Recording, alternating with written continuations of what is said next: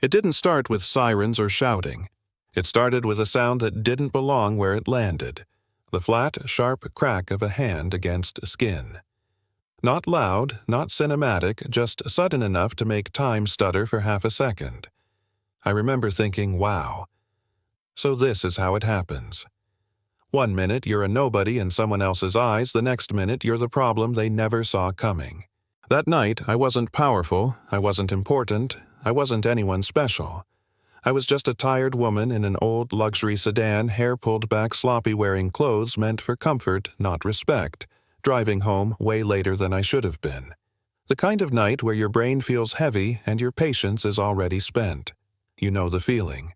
All you want is quiet, and then the lights hit your mirror. Red, blue, flashing like an accusation. I pulled over because that's what you do.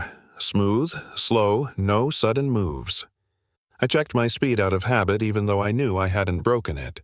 Everything on my dashboard was clean. No warning lights, no excuses. Still, something in my gut tightened. Not fear, exactly. More like recognition. I'd seen this movie before. I just didn't think I'd be starring in it. The officer walked up like she already hated me. Heavy steps, flashlight tapping the roof of my car like she was knocking on a door she planned to kick in anyway.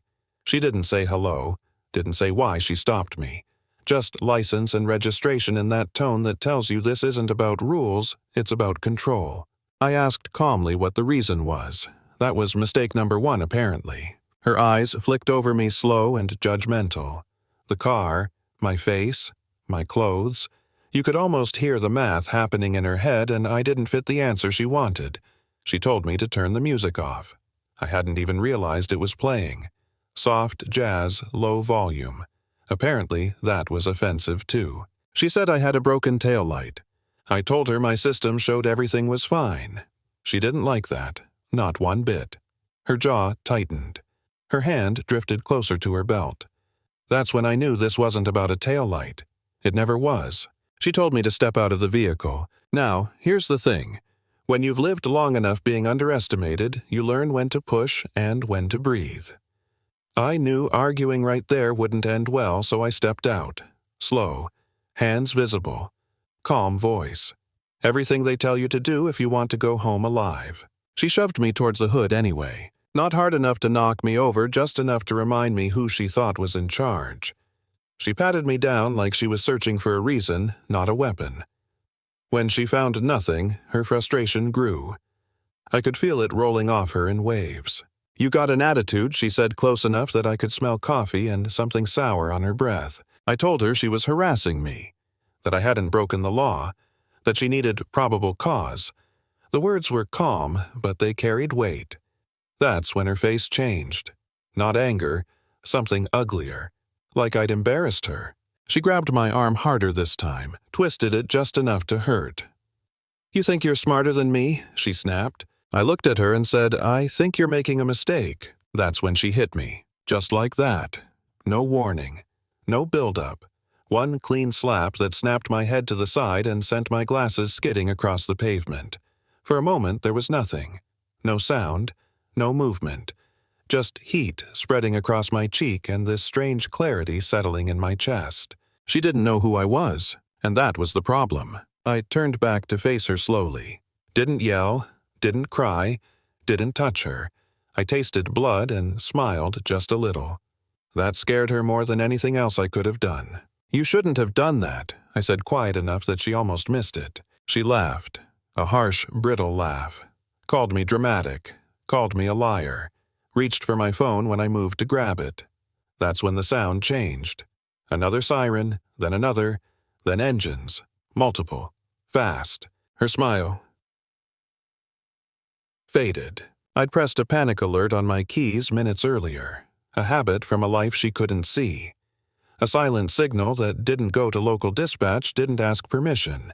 It just summoned people who took certain things very seriously. The parking lot filled up fast. Black SUVs, lights off, surrounding her cruiser like a closing jaw. Men and women stepped out wearing vests that didn't say police. They said something heavier. She froze, hands shaking, voice gone. One of them came straight to me, eyes locking onto my face to the swelling the blood. He didn't ask what happened. He already knew.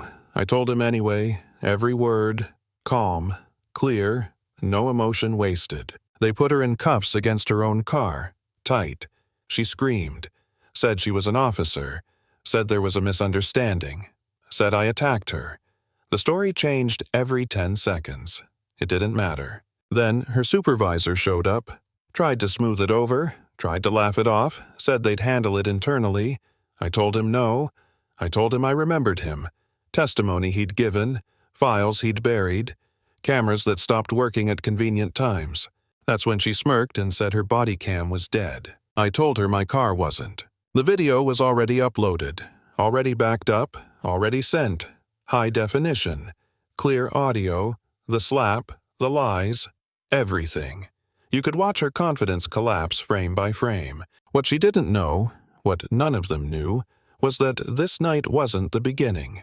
It was the trigger, the excuse someone had been waiting for. Investigations that had been stalled suddenly had a green light. Doors opened. Warrants dropped. People started talking fast. Within days, it wasn't just her.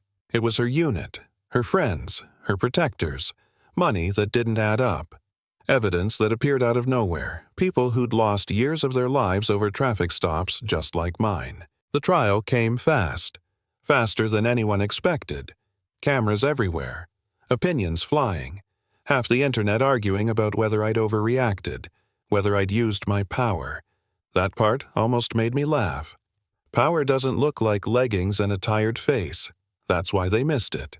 She sat at the defense table looking smaller every day, orange instead of blue. No badge, no weapon, just consequences. When the verdicts came back one after another, the room got quieter.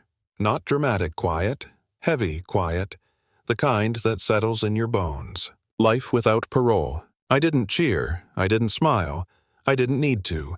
Justice isn't about celebration, it's about balance. When it was over, I walked out into the sunlight and breathed like I hadn't in months. My face still hurt. My body was tired, but something else felt lighter. Like a weight I didn't know I was carrying had finally been set down. Here's the part people argue about. Some say she was just doing her job. Some say I should have stayed silent. Some say if I'd looked different, dressed different, acted different, it wouldn't have happened. Maybe. But maybe the real issue is how comfortable we've become excusing abuse when it wears the right uniform. Maybe the problem isn't people speaking up. Maybe it's how often they're told not to. So let me ask you this. If you'd been in my place, would you have stayed quiet, or would you have pressed the button too? Drop your thoughts in the comments. I want to hear them. And if you've ever been underestimated, dismissed, or judged before you ever opened your mouth, share your story. Because silence is what lets moments like that slap happen in the first place.